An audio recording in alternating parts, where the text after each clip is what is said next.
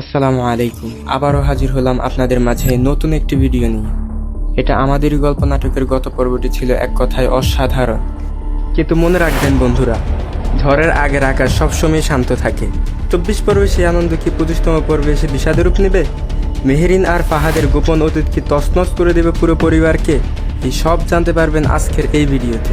24তম পর্বে আমরা দেখেছিলাম সামিরের মা অবশেষে তার ভুল বুঝতে পেরে মেহেরিনকে পুত্রবধূ হিসেবে মেনে নিয়েছেন। সামিরের প্রথম উপার্জনের টাকা দিয়ে সবার জন্য উপহার আনা এবং বাড়ির সবার হাসি মুখ দেখে আমাদের সবারই মন ভরে গিয়েছিল।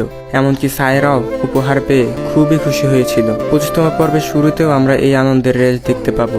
সামির ও ফাহাদ দুই ভাই সব বিভেদ ভুলে একে অপরকে জড়িয়ে ধরবে, যা দেখে তাদের মায়ের মনটা তৃপ্তিতে ভরে উঠবে। কিন্তু আফসোস, এই সুখ খুব বেশি দীর্ঘ হবে না।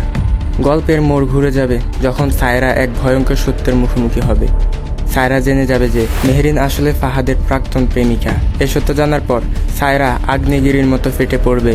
সামিরের সাথে সায়রার কথা কাটাকাটির এক পর্যায়ে পরিস্থিতি এতই উত্তপ্ত হয়ে পড়বে যে ফাহাদ নিজের ছোট ভাই সামিরের কলার চেপে ধরবে। যে দুই ভাইকে একটু আগে আমরা আলিঙ্গন করতে দেখেছিলাম, তারাই এখন একে অপরের মুখোমুখি দাঁড়িয়ে। অন্যদিকে ফারহানার বাবা আবারও ফারহানার মামার বাড়িতে আসবেন, কিন্তু অতীত ভোলেননি ফারহানার মামা।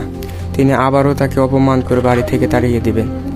ফারহানার বাবার এই আকুতি কি কখনো পরিবারের মন গোলাতে পারবে, নাকি দূরত্ব আরও বাড়বে? তা জানতে আমাদের চোখ রাখতে হবে আগামী পর্বগুলোতে। সায়রা যখন এই প্রাক্তন প্রেমের কথা পুরো পরিবারের সামনে ফাঁস করে দিবে, তখন শুরু হবে আসল তাণ্ডব। উত্তেজনার পারদ এতটাই বেড়ে যাবে যে সামিরের বাবা রাগের মাথায় সামিরকে বাড়ি থেকে বের হয়ে যেতে বলবেন। এই চরম নাটকীয় অংশটি আপনারা 25তম পর্বে না দেখলেও এর পরবর্তীতে অবশ্যই দেখতে পাবেন। অর্থাৎ গল্পের আসল ঝড় মাত্র শুরু হতে যাচ্ছে। এখন আসা যাক সবচাইতে বড় প্রশ্নে, 25তম পর্বটি আপনারা কখন দেখতে পাবেন? পর্বটি আপনারা আগামী বুধবার দুপুর 12টায় সিনেমাওয়ালা ইউটিউব চ্যানেলে দেখতে পাবেন। ধন্যবাদ সম্পূর্ণ ভিডিওটি দেখার জন্য। ভিডিওটি ভালো লাগলে লাইক, কমেন্ট, শেয়ার এবং সাবস্ক্রাইব করতে ভুলবেন না।